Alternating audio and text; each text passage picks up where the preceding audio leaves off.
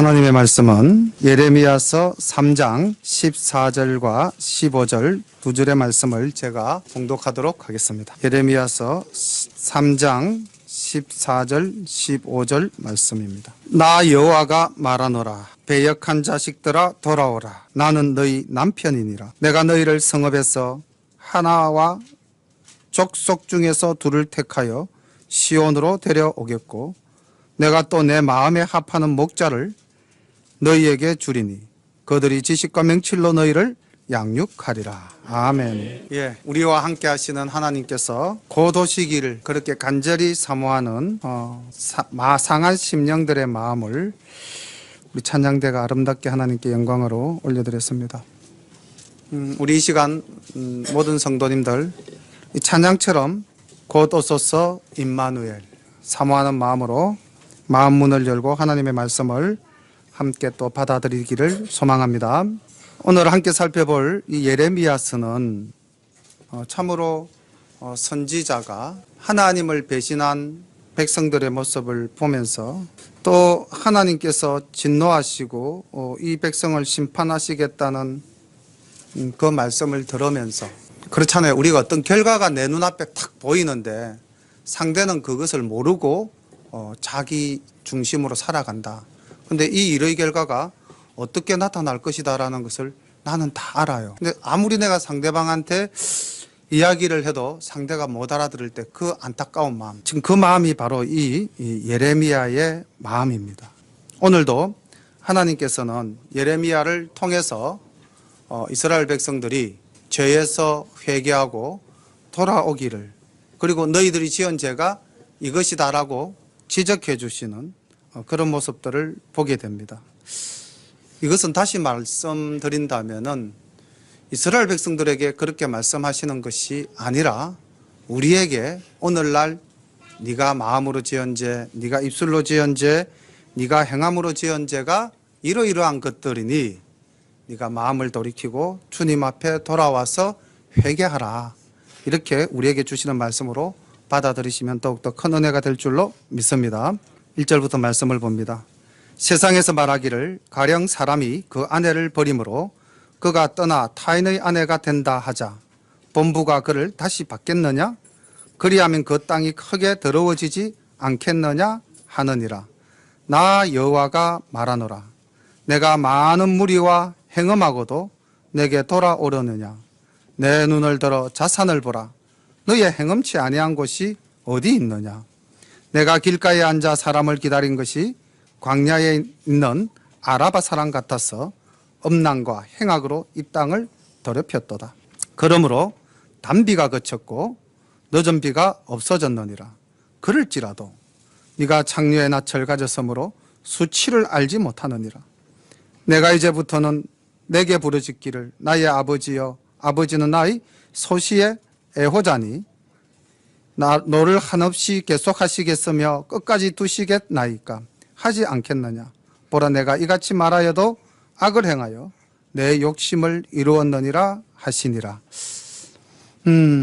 하나님께서 이스라엘을 바라보실 때 남편을 버리고 재혼하여 이혼한 여자가 본래 남편에게 돌아오고자 하여도 돌아올 수 없다는 율법의 말씀을 가지고 하나님을 버리고 우상을 섬긴 이 유대 백성들의 형식적이고 가식적인 회개는 하나님께서 결코 받아들이지 않겠다는 것입니다. 1절 말미에 보면은 나 여호와가 말하노라. 내가 많은 무리와 행음하고도 내게로 돌아오려느냐? 사실 이스라엘 백성들은 하나님께 돌아올 마음이 없습니다. 여전히 그들은 이방신을 섬기고 여전히 그들은 세상에 힘 있는 강대국에 빌붙어서 자신들의 운명을 맡기려고 하는 그러한 상황 속에 있었고 선지자의 외침이 있을 때 어쩔 수 없이 회개하는 척, 또 요시야 왕과 같이 하나님을 잘 섬기는 군주가 백성을 돌이킬 때 마지못해 듣는 척, 그러면서도 그들은 끊임없이 하나님을 떠나 사는 삶을 살았다는 것입니다. 2절에 자산을 보라 하는데 이 자산은 나무가 벌겋벗은 민둥산입니다. 얼마나 우상을 섬기기에 열심히 다녔으면은 그 산이 민둥산이 다 되어져 버렸을까요? 그렇게 우상을 섬긴 그들에게 주어진 것은 3절에 단비가 거쳐졌고 늦은 비가 없어졌다. 다시 말씀드리면은 농경 사회에 이른 비와 늦은 비가 없어졌다는 것은 하나님의 진노요, 그들에 대한 심판의 일부입니다.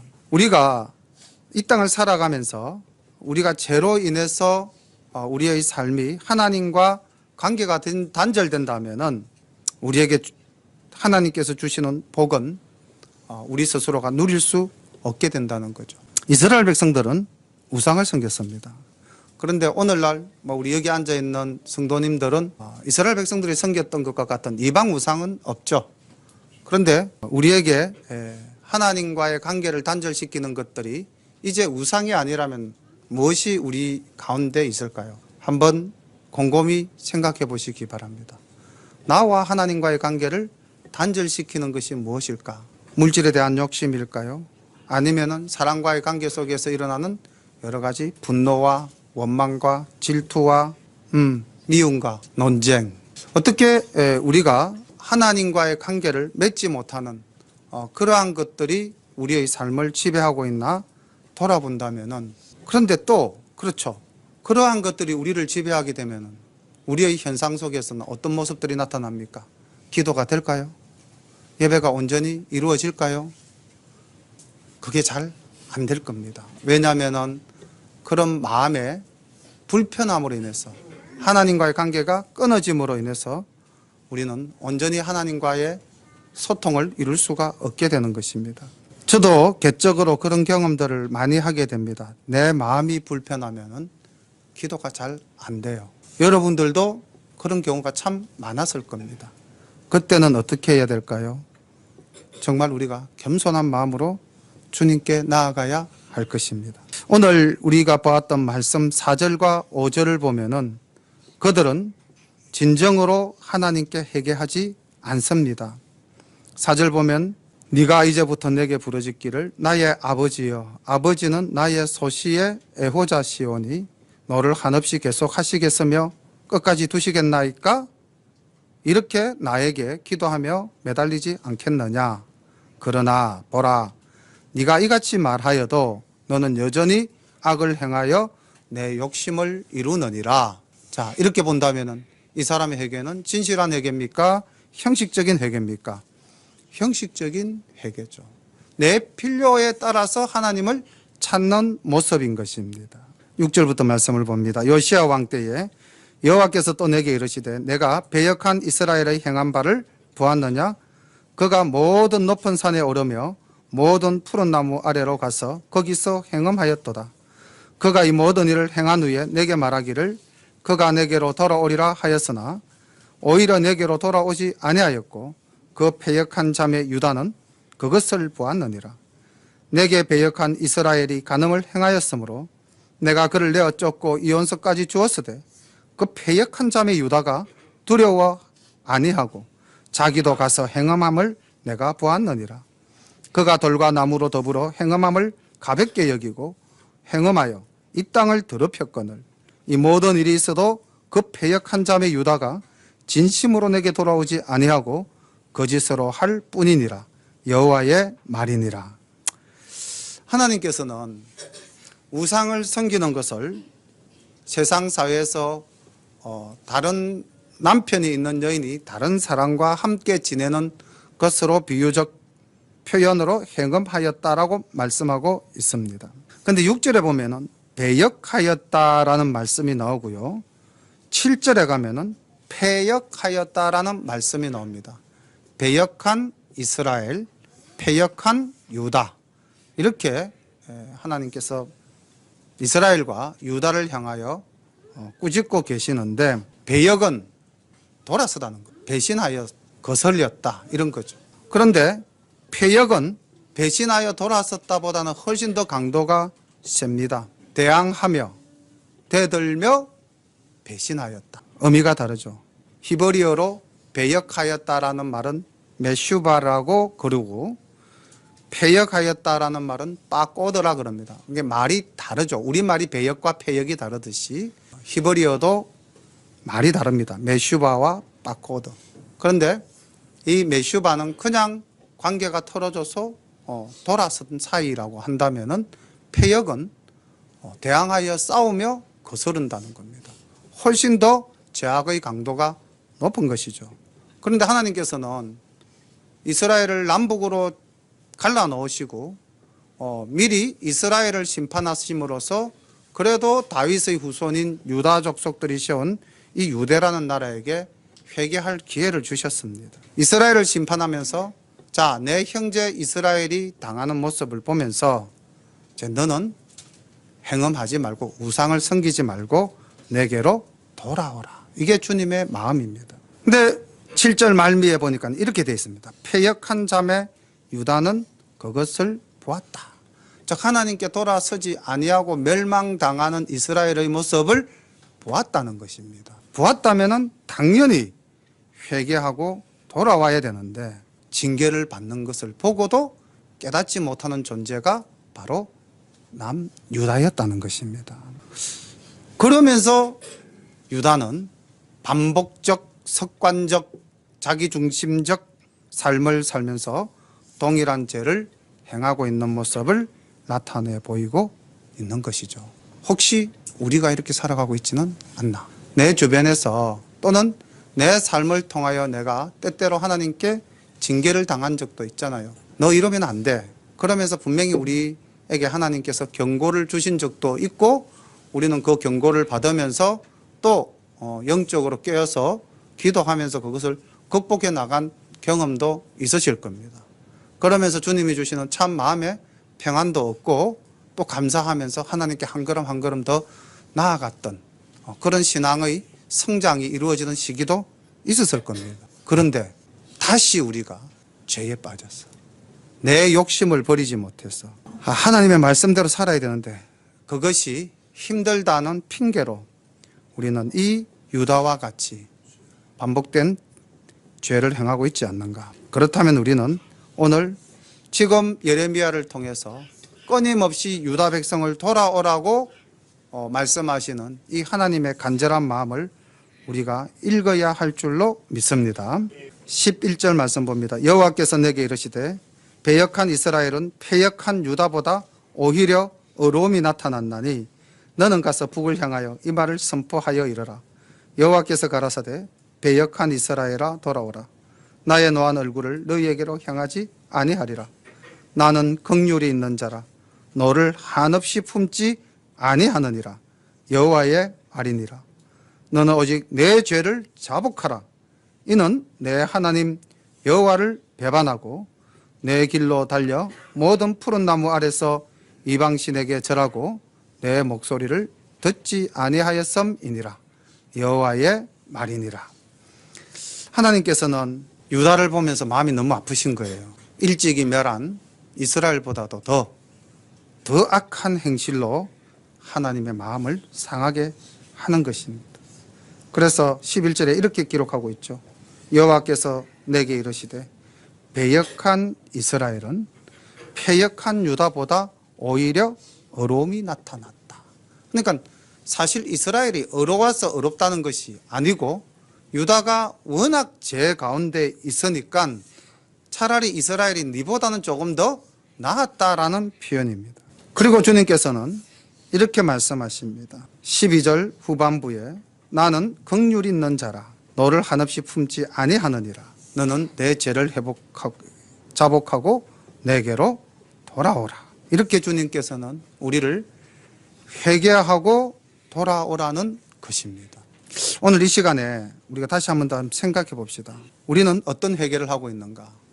아까 유다처럼 형식적이고 거짓된 회개를 하고는 있지 않는가? 내가 주님께 회개하노라 해놓고서는 여전히 반복하여 동일한 죄를 범하고 있다면 그것은 진정한 회개가 될 수 없는 것입니다. 그리고 왜 우리가 그러면은 회개했음에도 불구하고 죄 가운데 갈 수밖에 없는가? 그것은 우리 마음에 주님을 품지 않기 때문입니다. 우리가 죄를 회개할 때 어떻게 회개하는 것이 참된 회개인가? 하나님, 제가 이러이러한 죄를 저질렀습니다. 용서하여 주십시오. 그렇게 내가 지은 죄의 목록을 제시하고 하나님께 아뢰는 것이 회개일까요? 그러면은 내가 이렇게 하나님께 제시했던 그 목록의 죄악을 다시는 범하지 않는 능력이 나에게 생길까요? 아마 반복적으로 계속될 수도 있을 겁니다. 그렇다면 진정한 회개는 무엇일까? 왜 이스라엘이 이렇게 자기가 힘들고 어려울 때는 하나님을 찾으면서도 또 죄 가운데 다시 빠져드는 그런 실수를 반복하고 있을까? 그들이 그 마음에, 그 중심에 하나님을 두지 않았기 때문입니다. 그러니까 우리 삶의 모든 가치 판단의 기준이 하나님이 된다면은 아마 죄가 나를 유혹할 때 그것을 바라보는 우리의 시선이나 그것을 받아들이는 우리의 태도가 달라질 수 있죠. 네, 왜냐하면은 그것을 받아들이는 것이 내가 아니라 하나님이 중심이 되어져 있으니까. 근데 고백하건대 저도 사실은 그러지 못할 때가 너무 많습니다. 내 감정이 먼저 올라오고, 내 생각이 먼저 올라오고, 내가 가진 지식이 먼저 올라오고, 또 좀 더 부끄럽습니다. 많은 말씀을 드린다면, 내가 낸데라는 굉장히 잘못된 내 자존심이. 그래서 그런 것들이 나를 지배하다 보니까. 그 다음 기도하죠, 저도. 새벽에도 기도하고, 밤에도 기도하고, 기도합니다. 근데 그 기도가 여기 이스라엘 백성들이 하는 기도와 똑같은 기도가 된다는 것입니다. 제가 참 감사한 것은 목사 안수를 받고도 크게 변화되어지지 못하는 내 자아의 모습을 지난번 가을에 곤지암에 가서 소망 수련원에 가서 많이 저를 돌아보고 또 돌아올 수 있었습니다. 그 이후로 많이 노력합니다. 어쨌든 마음에 하나님을 두고 모든 가치 판단의 기준에 하나님이 중심이 되는 그러한 삶을 살아야겠다라고 생각을 합니다. 그런데 사실은 많이 부족합니다. 여전히. 그래서 제가 여러분들에게 설교로 여러분들도 이렇게 하십시오라고 자신 있게 말을 못합니다. 그러나 하나님께서는 먼저 된 자가 나중되고 나중된 자가 먼저 되게 하시고 약한 자를 들어서 더 강하게 쓰시는 줄로 압니다.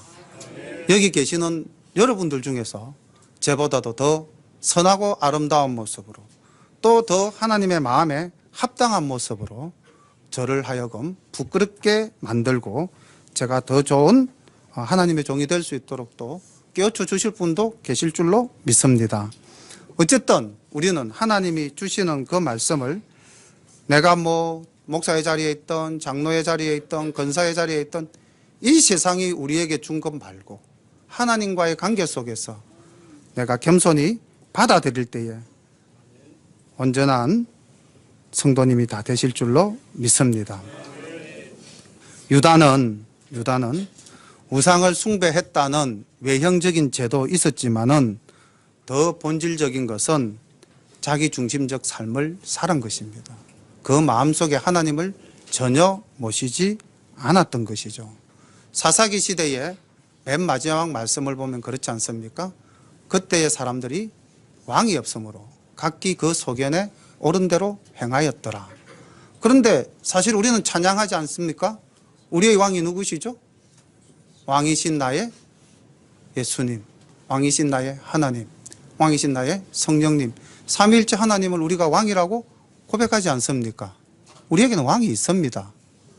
아마 사사시대에도 이스라엘에 하나님이 왕으로 계셨을 겁니다. 그런데 왕이 없었으므로라는 말은 그들이 하나님을 왕으로 섬기지 아니하였고 모시지 아니하였다는 것입니다. 그러고는 어떻게 살았느냐? 자기의 생각대로 살았다는 것이죠. 자, 그렇지만 하나님은 기다리십니다. 14절부터 19절까지 하나님의 음성을 보시면은 얼마나 하나님이 우리를 사랑하시는가, 얼마나 기다리고 계시는가 볼 수가 있습니다. 나 여호와가 말하노라. 배역한 자식들아 돌아오라. 나는 너희 남편이니라. 내가 너희를 성읍에서 하나와 족속 중에서 둘을 택하여 시온으로 데려오겠고 내가 또 내 마음에 합하는 목자를 너희에게 주리니 그들이 지식과 명철로 너희를 양육하리라. 나 여호와가 말하노라. 너희가 이 땅에서 번성하여 많아질 때는 사람이 여호와의 언약궤를 다시는 말하지 아니할 것이요 생각지 아니할 것이요 기억지 아니할 것이요 찾지 아니할 것이요 만들지 아니할 것이며 그때에 예루살렘이 여호와의 보좌라 일컬음이 되며 열방이 거리로 모이리니 곧 여호와의 이름으로 인하여 예루살렘에 모이고 다시는 그들의 악한 마음의 강팍한 대로 행치 아니할 것이며 그때에 유다 족속이 이스라엘 족속과 동행하여 북에서부터 나와서 내가 너희 열조에게 기업으로 준 땅에 함께 이르리라. 내가 스스로 말하기를 내가 어떻게 하든지 너를 자녀 중에 두며 허다한 나라 중에 아름다운 산업인 이 낙토를 내게 주리라 하였고 내가 다시 말하기를 너희가 나를 나의 아버지라 하고 나를 떠나지 말 것이라 하였노라. 아멘. 하나님께서 진정으로 회개하고 돌아오는 자에게 주시는 복을 이렇게 내려놓으셨는데 제가 그것을 간단하게 4가지로 정리해 보았습니다. 첫 번째로 회개하고 돌아오는 자에게 하나님이 여전히 남편 되어 주신다는 것입니다.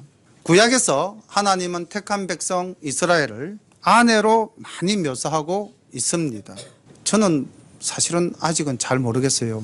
이렇게 인생을 좀 많이 살아보지도 않았고 또 주변에 경험은 있습니다만 제가 또 그 마음을 확실히는 모르겠는데 저는 8살 때 아버지가 돌아가셨고 어머니가 36에 혼자 되셨는데 혼자 되신 우리 어머니께서 남편 없이 우리를 키우실 때 아마 참 많이 힘드셨을 것 같아요.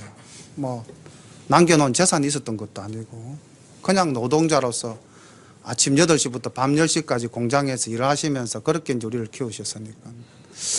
그래서 그 어머니의 그 가끔씩 비치는 모습을 언뜻 봤을 따름인데 남편이 없는 여인 아마 정말 자기의 존재감이 한없이 낮을 것입니다. 그래서 하나님께서는 그런 우리의 마음을 아시기 때문에 어쨌든 내가 다시 네가 기대고 네가 의지할 남편이 되어주시겠다. 아마 이렇게 말씀해 주신 것 같습니다. 그리고 주님께서는 또 이렇게 말씀하셨죠. 너희들을 택하여 시온으로 데려오겠다. 택하여 구원받는 백성이 되게 해 주시겠다는 말씀입니다. 그리고 참 목자를 보내주시겠다. 내 마음에 합하는 목자를 너희에게 주리니 그가 지식과 명철로 너희를 양육하리라. 아마 이 말씀은 하나님께서 예수 그리스도를 이 땅에 보내주실 것을 이스라엘 백성에게 소망으로 주신 말씀이라고 생각합니다. 그리고 잘 이해되지 않을 부분이죠. 16절 보면은 하나님의 언약궤를 다시는 말하지 않고 생각지 않고 기억지 않고 찾지 않고 만들지 아니할 것이다.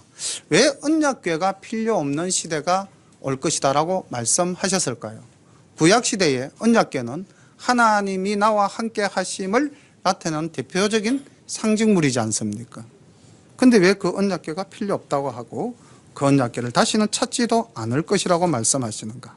이는 이 땅에 참목자 되시는 예수 그리스도가 오심으로써 과거의 구약적 예배를 떠나서 이제 하나님과 새로운 관계 속에서 새로운 예배의 형식을 열어주시겠다는 말씀이신 줄로 믿습니다. 오늘 우리가 예배 전에 하나님께 참으로 예배하는 때가 오나니 주님께서는 사마리아 우물가에서 여인에게 그렇게 말씀하시고 우리에게 이렇게 말씀하셨습니다. 하나님은 영이시니 예배하는 자가 신령과 진정으로 예배할지니라. 이렇게 우리에게 새로운 예배의 모습을 제시해 주셨습니다. 참 귀한 말씀이 이 말씀과 연결되어지면서 좀 더 뒤에 나타나는데 우리 예레미야서 31장 한번 찾아보겠습니다. 31장 31절부터 33절까지의 말씀. 왜 주님께서는 다시는 언약궤를 말하거나 생각하거나 기억하거나 찾거나 만들지 아니할 것이라고 하셨냐면은 31절에 이런 놀라운 약속을 우리에게 주시기 때문입니다. 너무나 잘 아시는 말씀일 수도 있습니다. 여호와의 말씀이니라. 보라, 날이 이르리니 내가 이스라엘 집과 유다 집에 새 언약을 맺으리라. 이 언약은 내가 그들의 조상들의 손을 잡고 애굽 땅에서 인도하여 내던 날에 맺은 것과 같지 아니할 것은 내가 그들의 남편이 되었어도 그들이 내 언약을 깨뜨렸음이니라. 여호와의 말씀이니라. 그러나 그날 후에 내가 이스라엘 집과 맺을 언약은 이러하니 곧 내가 나의 법을 그들의 속에 두고 그들의 마음에 기록하여 나는 그들의 하나님이 되고 그들은 내 백성이 될 것이라. 여호와의 말씀이니라. 아멘. 말씀이 더 이상 언약궤에 머무르는 고정적인 것이 되지 않는다는 것입니다. 말씀이 어디에 있다? 우리의 마음에 있다는 거죠. 그런데 과연 우리가 우리의 마음에 하나님의 말씀을 두고 있는가? 아까 잠시 제가 말씀드렸던 이 땅에서 우리가 만나게 되는 여러 가지 상황 속에서 그것을 판단하는 기준점이 과연 하나님의 말씀인가? 아니면은 내 지식이나 내 욕심인가? 하나님은 분명히 우리에게 새 언약을 주심으로써 하나님과 우리의 관계를 새롭게 맺어가시겠다고 말씀하셨고 우리는 그러한 시대를 살아가고 있습니다. 그래서 우리는 우리의 마음에 정말 하나님의 말씀이 온전히 살아 숨쉬는 그러한 삶을 살기 위해서 노력해야 될 줄로 믿습니다. 근데 20절 참 가슴이 아프죠. 이렇게 14절부터 19절까지 하나님께서 우리에게 새 언약을 베풀어 너희들과 새로운 관계를 맺어가시겠다는 암시적 말씀까지 주셨음에도 불구하고 20절 그러나 정반대적 상황이 연출되는 거죠. 이스라엘 족속아, 마치 아내가 그 남편을 속이고 떠남같이 너희가 정녕 나를 속였느니라. 여호와의 말이니라. 소리가 자산 위에서 들리니 곧 이스라엘 자손의 애곡하며 간구하는 것이라. 그들이 그 길을 굳게 하며 자기 하나님 여호와를 잊어버렸음이로다. 배역한 자식들아 돌아오라. 내가 너희의 배역함을 고치리라. 하나님을 배신한 이스라엘. 내가 이렇게 너희들을 위해서 모든 것을 아낌없이 주겠노라. 사실은 모든 것을 다 주셨죠. 이 땅에 오셔서 이제 다음 주면은 주님께서 이 땅에 오신 성탄절을 우리가 기념하는 예배를 드리는데 하나님께서 친히 이 땅에 오셨어요. 오시고는 우리의 죄를 다 담당하시고 우리의 죄를 다 구속해 주시기 위해서 십자가상에서 우리를 대신해서 제물이 되셨습니다. 그래서 우리는 그로 말미암아 죄 씻음을 받은 거죠. 이런 은혜를 사실은 구약 시대를 살아갔던 그 시대의 사람들은 그런 은혜를 누리지 못했다. 그들의 한계가 있다라고 우리는 이야기할 수 있지만 오늘 우리는 이스라엘보다 패역한 유다, 하나님 보시기에 유다보다도 더 패역한 오늘날 우리들의 모습이라고 하나님은 말씀하시지 않겠는가? 그러실 수도 충분히 있지 않습니까? 왜냐하면 그 시대에는 하나님이 이 땅에 내려오셔가지고 사람들이 죄를 위해서 돌아가시지는 않으셨잖아요. 소나 양을 잡아서 피를 흘리면 죄를 사해 주시는 그런 제사 시대였잖아요. 근데 우린 제사 시대를 살지 않지 않습니까? 누가 소 잡아서 피 흘려서 내 죄를 대속하는 그런 예배 드리는 사람이 어디 있습니까? 아무도 없잖아요. 주님께서 이미 십자가에서 피 흘리심으로써 우리의 모든 죄를 다 사해 주셨는데 그런데도 우리가 여전히 아내가 그 남편을 속이고 떠난같이 너희가 정녕 나를 속였느니라. 이 말씀이 유다에게 주시는 말씀이 아니라 우리에게 주시는 말씀이 아닌가. 근데 참 놀라운 것은 하나님께서는 그러한 이스라엘에게 이렇게 22절에 말씀하시죠. 배역한 자식들아 돌아오라. 내가 너희의 배역함을 고치리라. 이렇게 우리를 기다려 주십니다. 오늘 우리가 주님을 기다리는 자로서의 삶을 살면서 대림절, 주님이 오시기를 기다리는 그런 시기를 이제 보내고 있는데 성탄을 맞이하기 전에 왜 주님께서 이 땅에 오셨는가? 주님이 이 땅에 오셔서 우리에게 베풀어 주신 은혜가 무엇인가? 그것을 생각하신다면 우리는 어떠한 마음으로 어떠한 신앙 자세로 우리가 하나님과의 관계를 회복해야 할 것인가, 이것을 오늘 이 주신 말씀을 가지고 한번 깊이 생각해 보시기를 바랍니다. 원래 내용상으로는 여기서 끊고 오후로 넘어가야 되는데 그냥 장수에 따라서 말씀을 조금 더 진행해 나가겠습니다. 이렇게 이제 주님께서 이스라엘 백성들에 대한 회개를 촉구하실 때에 이 기도가 이스라엘의 기도는 아니라고 생각을 합니다. 아마 예레미야의 간절한 마음이지 싶습니다. 보겠습니다. 보소서 우리가 주께 왔사오니 주는 우리 하나님 여호와이심이니이다. 작은 산들과 큰 산 위에 떠드는 무리에게 바라는 것은 참으로 헛사라. 이스라엘의 구원은 진실로 우리 하나님 여호와께 있나이다. 부끄러운 그것이 우리의 어렸을 때부터 우리 열조의 산업인 양떼와 소떼와 아들들과 딸들을 삼켜 싸운 적 우리는 수치 중에 눕겠고 우리는 수욕에 더 피울 것이니 이는 우리와 우리 열조가 어렸을 때부터 오늘까지 우리 하나님 여호와께 범죄하여 우리 하나님 여호와의 목소리를 청종치 아니하였음이니이다.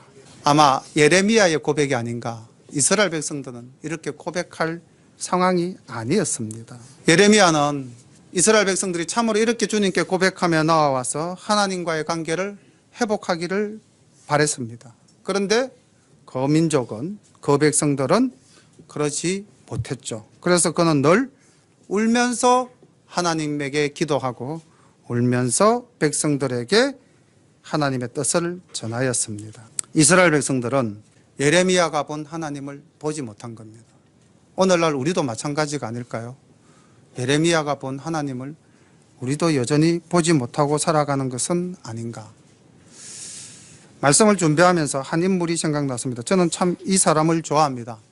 그리고 때로는 하나님께서 나를 이 사람처럼 사랑해 주시는구나, 그렇게 생각을 합니다. 그런데 저는 이 사람처럼 그렇게 하나님을 잘 마음에 모시지 못하는 것 같아요. 이 사람은 누구일까요?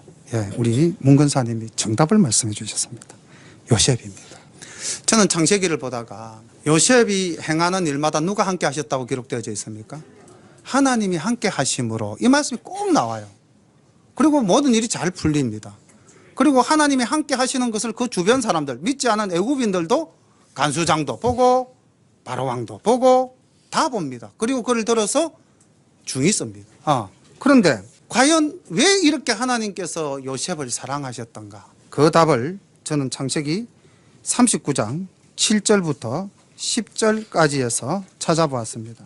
아마 이 상황 속에서 이것을 극복할 수 있는 사람이 있다면 솔직히 저도 100% 자신할 수 없음을 먼저 고백합니다.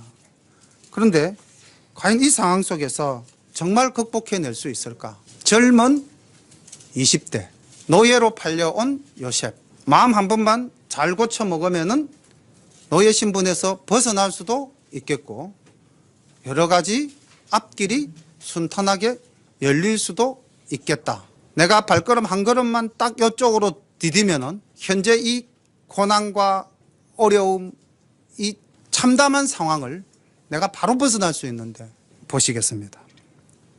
그 후에 39장 7절, 그 주인의 처가 요셉에게 눈짓하다가 동침하기를 청하니 요셉이 거절하며 자기 주인의 처에게 이르되 나의 주인이 가중 제반 소유를 간섭지 아니하고 다 내 손에 위임하였으니 이 집에는 나보다 큰 이가 없으며 주인이 아무것도 내게 금하지 아니하였어도 금한 것은 당신뿐이니 당신은 자기 아내임이라.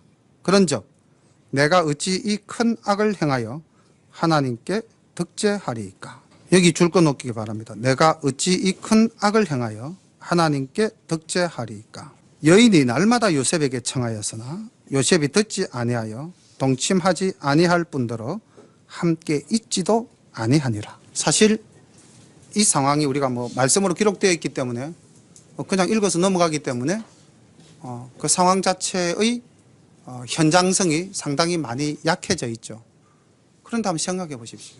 아무도 없는 집에 혈기왕성한 남자 종, 그리고 그를 유혹하는 주인의 아내. 그리고 얼마나 많은 말로 그를 유혹했겠습니까? 네가 나와 동침하면 내가 네 삶을 보장해 줄 뿐만 아니라 너를 너의 신분에서 해방시켜 주고 내가 뭐 집도 얻어주고 네가 거할 집에 내가 자주 찾아가서 너 모든 것을 다 해주겠다. 그런 물질적 약속이거나 신분상의 상승의 약속, 이 모든 것을 다 해주지 않았을까요? 그러면서 끊임없이 유혹합니다. 한 번 유혹을 우리가 물리칠 수는 있겠죠. 그죠? 한 번 유혹은 물리칠 수 있을 겁니다. 그런데 10절에 보니까 날마다 요셉에게 끈질긴 유혹입니다. 이게 악이죠. 악은 우리에게 끈질기게 달아붙습니다. 그런데 이것을 이겨낼 수 있었던 힘이 무엇일까요? 그렇죠. 내가 이 큰 악을 행하여 하나님께 덕죄하리까. 자기 마음속에 누가 있었다는 겁니까? 하나님이 늘 있었다는 겁니다. 그래서 이 모든 상황을 판단하는 기준점은 자기가 아니었던 거죠. 만약에 자기였다면 내가 종인데 내가 이 부모 형제 다 떠나서 팔려와가지고 이 애굽 땅에서 노예로 살고 있는데 자기가 중심이었다면 눈 한번 질끈 감고 그 부인과 잠자리 한번 하면 모든 게 다 형통한데 그가 눈을 질끈 못 감은 이유가 있죠. 무엇입니까?